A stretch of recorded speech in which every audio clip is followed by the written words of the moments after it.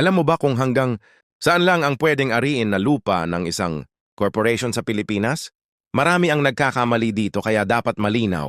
Una, kung corporation na 100% Filipino-owned, walang limit kung gaano karaming agricultural, residential o commercial land ang maaari nilang bilhin.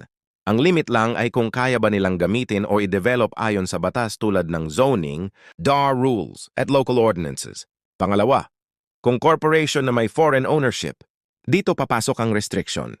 Mapwede lang sila magkaroon ng hanggang 40% ownership sa lupa dahil sa constitutional limitation. Hindi sila pwedeng maging majority owner ng lupa kahit gaano pa kalaki ang capital. Pangatlo, agricultural land by a corporation.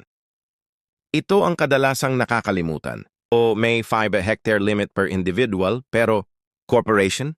Walang specific numerical limit? Basta 100% Filipino-owned at sumusunod sa agrarian laws. Halimbawa, hindi pwedeng gamitin para iwas sakit sa carp. Pang-apat, corporation as landholder in agrarian reform. Dito strict ang batas, hindi sila pwedeng basta-basta mag-accumulate ng agricultural land para umiwas sa land distribution. Kaya tandaan, Filipino corporation ay maluwag.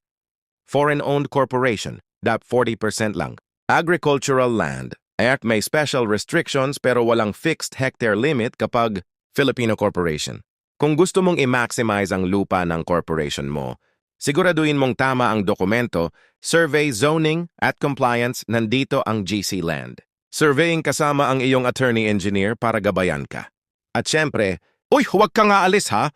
Libre ka nang natuto. Konting pindot na lang, don't forget to subscribe, like, follow, and share para naman mas ganahan pa akong tulungan ka araw-araw.